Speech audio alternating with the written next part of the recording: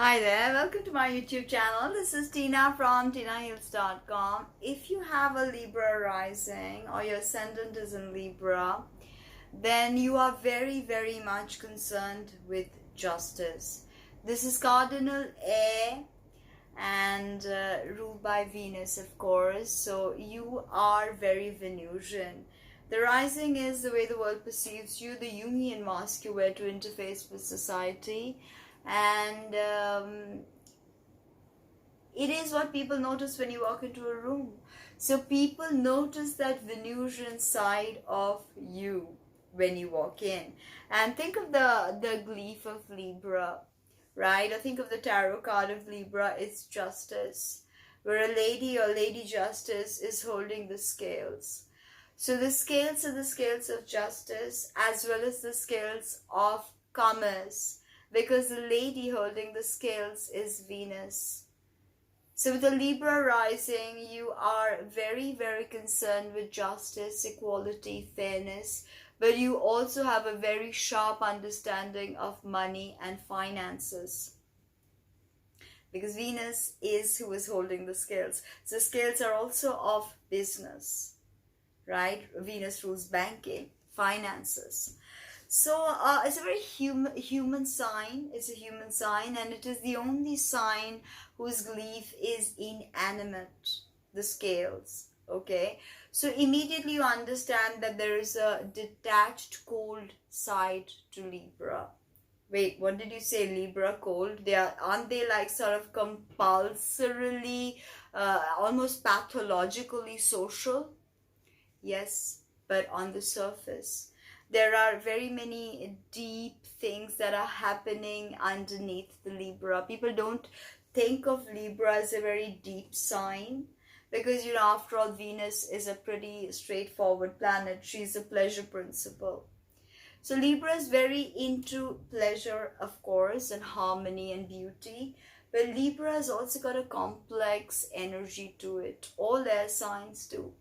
It is very concerned with social justice. So when you walk into a room, you are oftentimes a very beautifully soft, very beautiful, of course, Venus on your Venus, the ruler of your physical body. Very cerebral as well, very intellectual, not just earthy beautiful like Taurus. This is Cardinal air and air scatters. Venus here is intellectual. She's interested in good conversations. All air signs, I told you, their element is social. But Libra, Gemini is the most social, I would say. The Libra has this compulsory social side to them that they exhibit. Oftentimes you feel like the Libra comes across as a people pleaser or a pushover. No boundaries. They don't know when to say no or how to say no, as a matter of fact, the Libra. Because Venus ultimately is the unifying principle. Venus wants to unify. Venus wants to bring things together. She's sweet. So Libra rising, like all things sweet, all things harmonious, all things beautiful. Sometimes you want to just cover up all the ugly in the world. You want this perfect little white houses with picket fences and all of that and God knows what. Okay, there's a lot of things are happening in your head, Libra rising, because as I said, it's a very cerebral sign and everything happens in their head before it actually happens in the real world. They are not as fantasy driven, say Neptunian Pisces, but they definitely have a very fantastical component to them. Okay, they're very great with arts, actresses, actors, writers. Okay, throw in a properly placed Mercury, writers with the Libra rising. Okay, now a very contrary energy, because somewhere you have this excessive Libran compulsive side where you feel like they're extroverted, but actually a Libra is rather introverted as well. So they are essentially ambiverts. Yes, they can be extroverted, but they can be very introverted. Extroverted as in they reveal to you what they want to reveal to you. not what's really happening here. Oftentimes they don't know what's really happening here because they're very divorced from feelings. They don't want to confront anything ugly. So they're the social butterfly, yes, but they're not ready to deal with things platonic. Okay, almost with a Libra, you can think of how Persephone was picked up and raped by Hades. So things like that, this is uh, Venus when she's not aware of all the dark things. That's a Libra rising for you.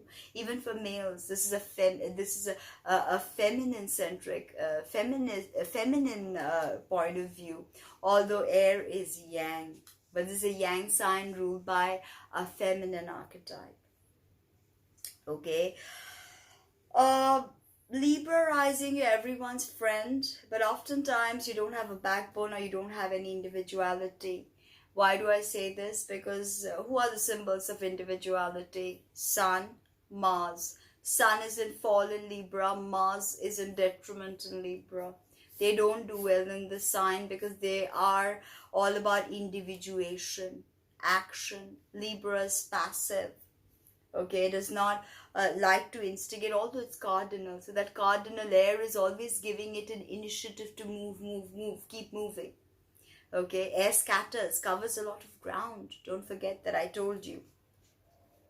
Whenever you think of the polarity of Libra and Aries, you are departing from the norm, because here you have both these signs signal equinoxes, equal day and night, and then with the autumnal equinox, the winter gets, the nights get longer, solstice. With the summer equinox, days go longer. Okay, so both these signs of Libra and Aries signal a departure from the norm. So immediately you see that they are slightly eccentric in their own right. Okay, one would not say Libra is eccentric. All air signs are eccentric. Air is thoughts and ideas and all of that. So Libra has tons of thoughts and tons of ideas. But the nights grow longer when Libra comes. The equinox equal day and night goes longer. Right?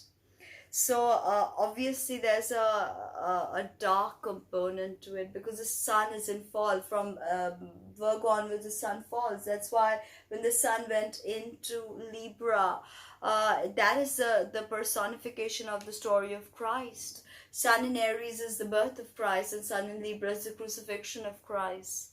And back to sun in Aries, when sun rises again, is the return of Christ. So astrotheology charts out the story of Christ through the movement of the planets in the sky. So with Libra, there's always a waste component, because here, matter and spirit stand in equilibrium, balance. So it's a hiatus, definitely a hiatus. When you're born with a Libra rising, you don't want to do too many things. You just want to take it easy on some levels. Okay, that's why I guess oftentimes waste is attributed to Libra. Okay, keeping up appearances just for the sake of appearances. Not going too deep, always being on the surface are things that are, accusations thrown at Libra. They definitely like new things, okay, initiate new things. But with Libra, the worst thing is there is no follow through. Like Aries, cardinal energies, I would say cardinal water and cardinal earth, they follow through, Cancer, Capricorn. But with the Aries, Libra, there is no follow through. They will start new things.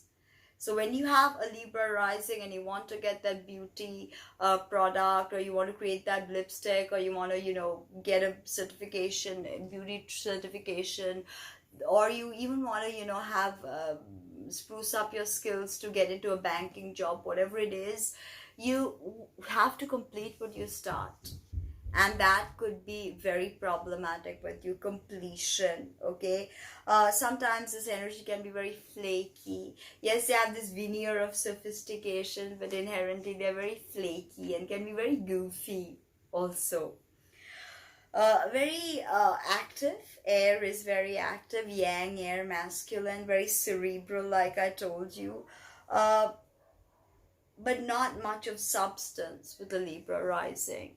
Unless you have Taurus or Capricorn to back you up, or Virgo even, you don't know how to ground this cardinal air, and this can be very disruptive for you. Okay, see, the thing with Libra is why they can't make up their minds, why they're also such good mediators is because they see both sides of the story, or all sides to the story. And sometimes it's because they see all sides to the story, they cannot make up their mind as to who's right and who's wrong. Make no mistake, as a Libra rising, you're very concerned about justice, but you can see every side to the story. You can see who's been wronged, who's not, and sometimes that can be very stressful for you. If you're a lawyer, or if you're some kind of social worker, and you have to live with this kind of things happening on a daily basis. Very accommodating energy. Archetype of the diplomat, the mediator, compromising. A Libra rising is always a peacemaker at home. My father is. He's got a stellium in Libra. So, always a peacemaker, always a mediator, sometimes a pushover, yes, but they want harmony at all costs. Taurus is more grounding, but when Venus through Libra is very scattering, but both Taurus and Libra have an incredible eye for beauty. Beautiful things, okay, beautiful things around the house, beautiful products and all of this, art pieces, okay, maybe production, okay. Both, even Taurus is also very interested in justice. Make no mistake, a Taurus is the archetype of the builder. Wants to build, like I said, even it wants to build society. It wants equality, but not like Libra. Libra rising, you want fairness in all attributes in life, in relationships. You want a basic social justice, okay? Very, very keen artistic sense, and I would say more so than Venus ruled Taurus. More of an artistic eye, okay? Better architects, okay, better interior decorators, I would say, than Taurus. Taurus is more the earthy, this more cerebral, okay.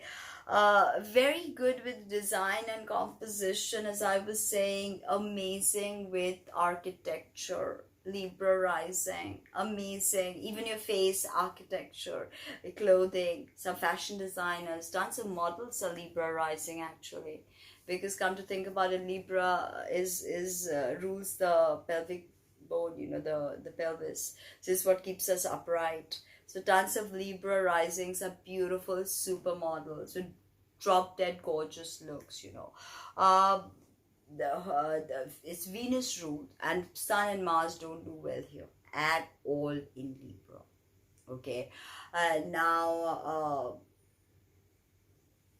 because Libra is too interested in us. Okay, first house Libra, as in you're going to be very beautiful with Venus ruled a rising sign. Venus is the lady of the scales, I told you. Second house Scorpio, problematic finances. Sagittarius, your siblings could live abroad. You could live abroad and your neighborhood could be like just foreign people, right? Capricorn, being your fourth house, is solid, gives you some sort of grounding when it comes to your fourth house with that beautiful Capricorn, unless of course Saturn is not well placed. Now Aquarius is your fifth house, so you always attract eccentric partners who could be outcasts or who are really innovative, geniuses in a way, okay. Pisces is your sixth house of health. Take care of too much of sweet, too much of wine, so you remain intoxicated, okay.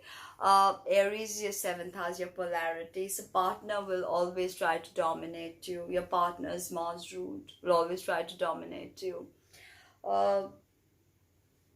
Taurus is your eighth house. Your eighth house is also ruled by Venus. So oftentimes Libra rising, if you have a well-placed Venus, you could get tons of inheritance. And that's nice. A good amount of money kept away. Other people's money comes easy for you. People want to invest in you. Okay. And now Gemini is your ninth house. So you could be very good traveling and writing about traveling. Gemini wants to write, communicate. And ninth house is long distance travel, higher education. You could even be writing educational books with this placement, ninth house Gemini. Your midheaven is Cancer. So whatever you find social recognition, if you nurture an idea and you really, as I said, complete it, then you are going to see a lot of success with that Cancer on the midheaven. And you have to nurture it, you have to sustain the growth of that idea, okay, not leave it midway. Now Leo's your 11th house, so the way you are perceived online could be quite glamorous because of that 11th house Leo, quite glamorous. And of course, you have your 12th house, which is Virgo. So this is again a quite problematic 12th house, because Virgo can be very anxious. Dreams could be very anxious. Sleep cycles could be. And Virgo rules the nervous system and digestion and all of that. Very nervous energy. Mistake me not with a Libra rising. To ground that Venus. Okay.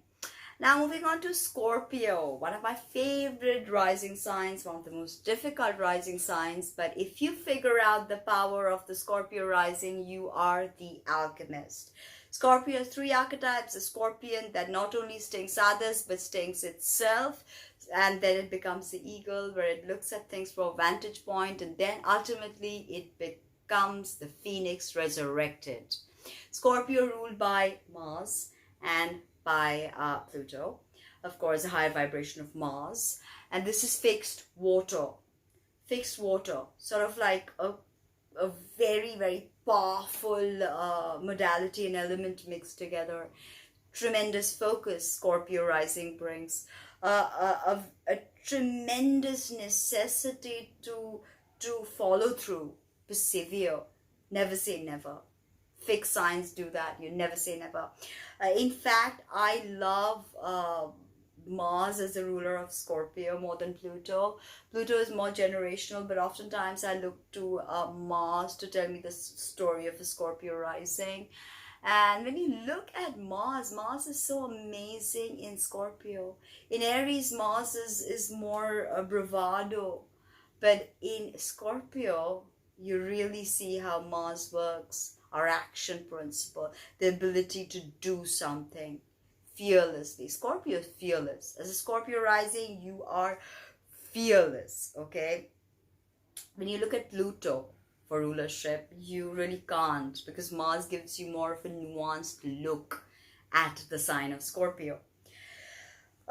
Here, Mars rules Scorpio. You are a warrior for sure. Mars is a warrior.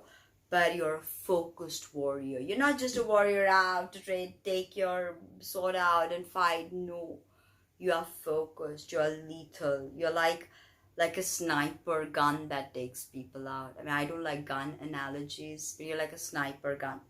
One shot, you're done. Deadly. A lot of hitmen could be Scorpios. I mean, on the darknet, you get hitmen. Could be Scorpio. That one shot, one sniper, done. Very stealthy, and the saying that still waters run deep. I think this is the thing that you need to understand for Scorpio.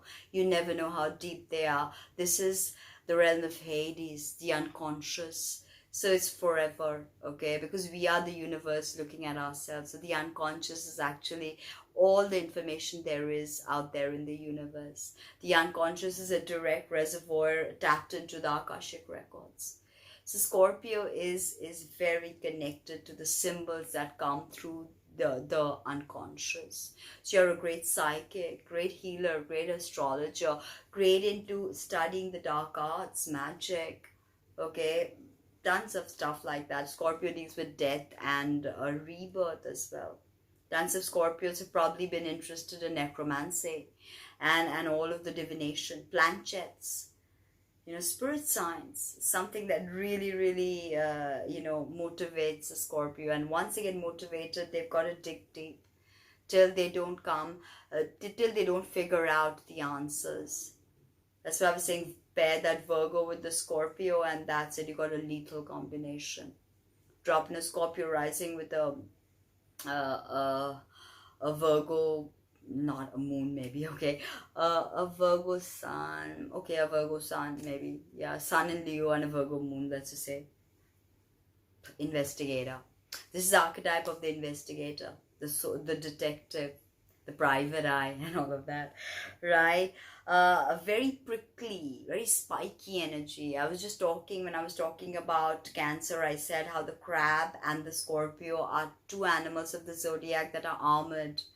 So automatically, they are armored on top. They'll not reveal who they are inside to you. They are always keeping that armor on, the Scorpion. And I told you the lower Scorpion not only stinks others, he stinks himself, right?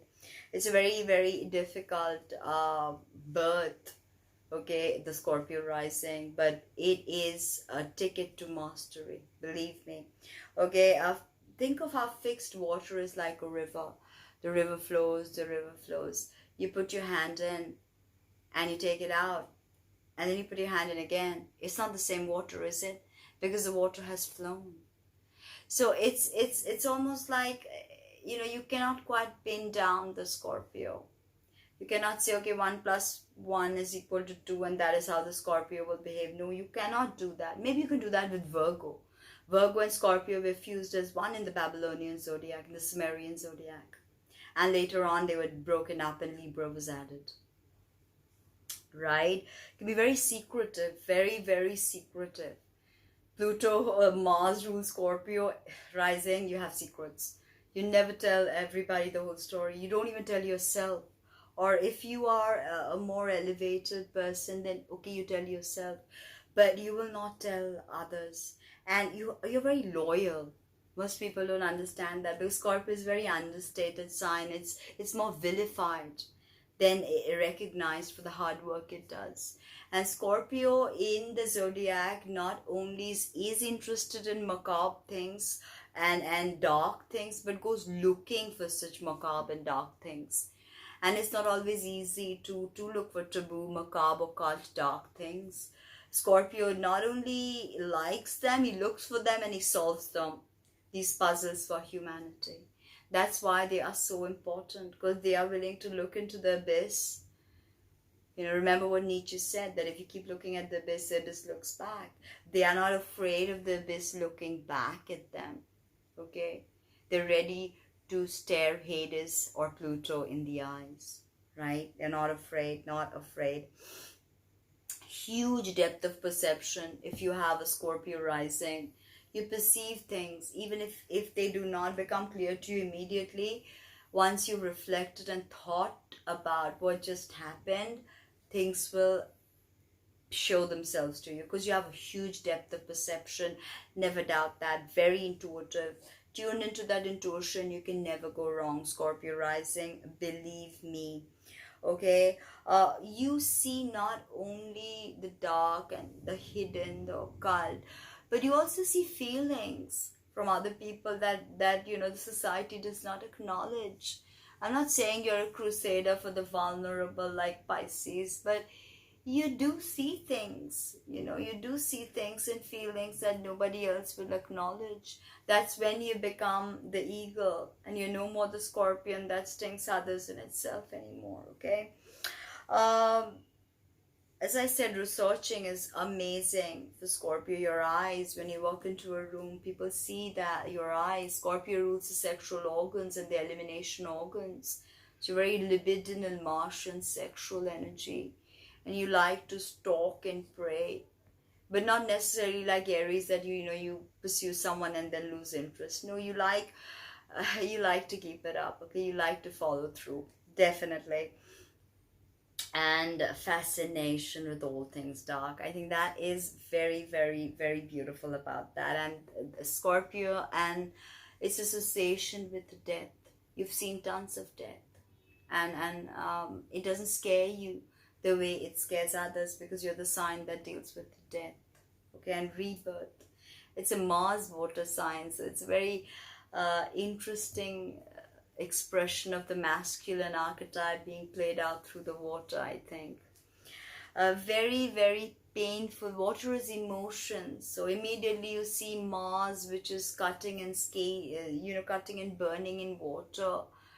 Immediately you will understand how emotions can be very painful, okay, very, very painful.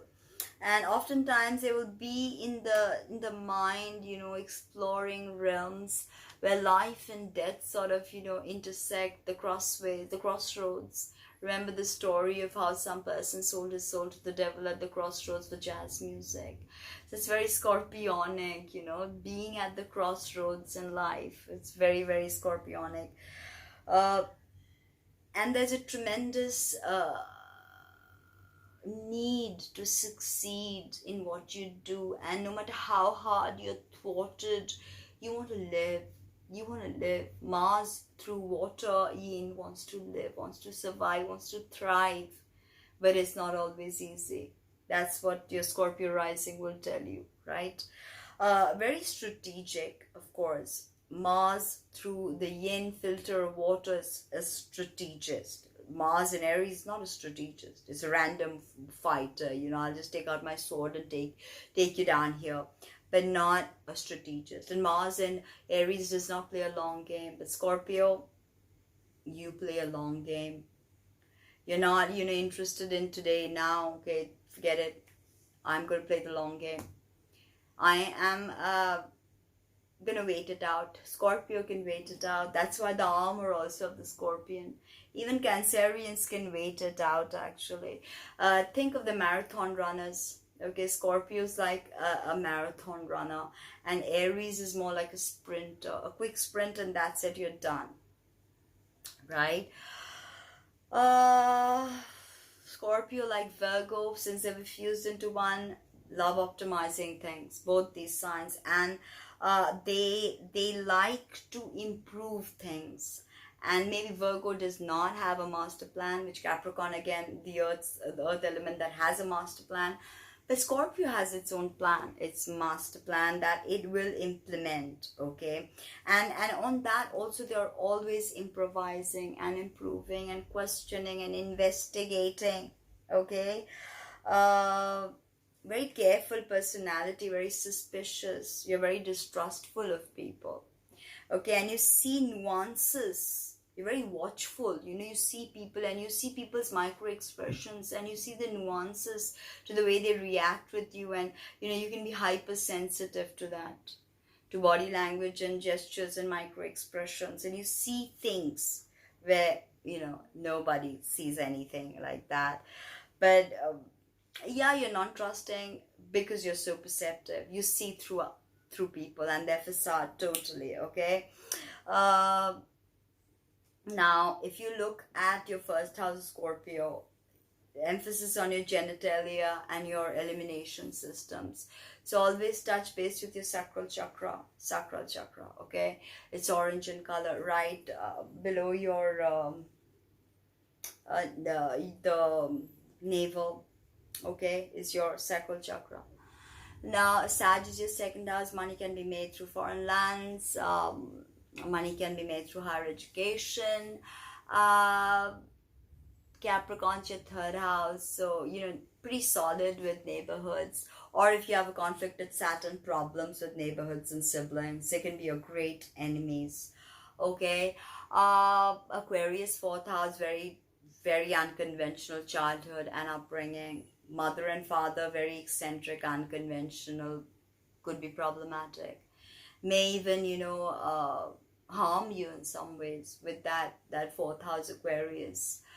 Saturn and Uranus ruled Aquarius. Fourth house ruled by a malefic can bring problems there. Okay, now fifth house Aquarius, eccentric love. Fifth house, sorry, fifth house Pisces.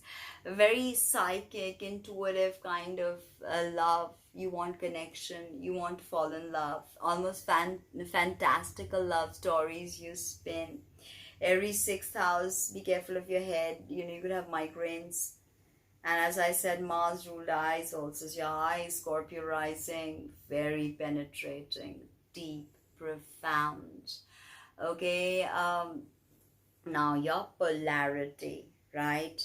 And this is a sign we are talking about Scorpios. Your polarity is Taurus.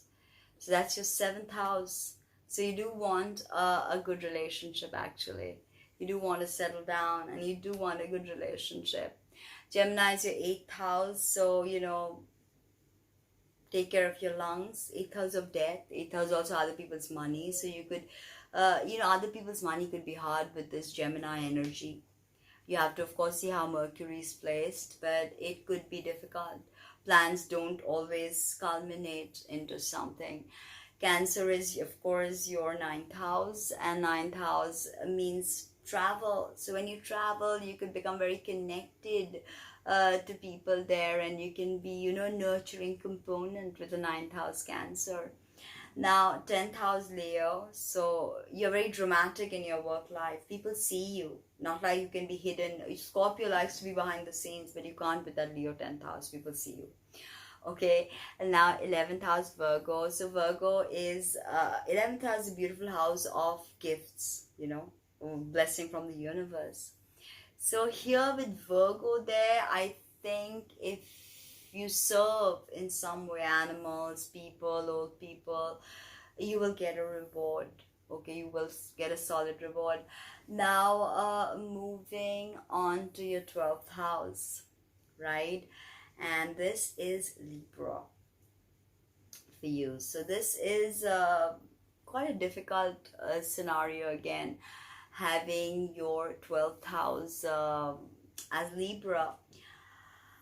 Air in the 12th zone can be problematic in any system, whole house placidus. So, problematic dreams, but dreams could be interconnected with ideas and can reveal epiphanies about you. Okay, so did I tell you about your 10th house? I'm sorry, I think I may have missed Scorpio. Your 10th house is Leo. Okay, your 11th house is Virgo. Your 12th house is Libra, right? So I think I did not miss it, but yeah, with that 11th house Virgo, be in service, especially if you have a Saturn there. Saturn will be happy if you are serving old people, animals, society at large, generally. You need to find peace with anxiousness. The 12th house Libra, you can be very, very anxious. So I hope you like that video. Like, comment, subscribe, share, and let me know what you think. Thank you.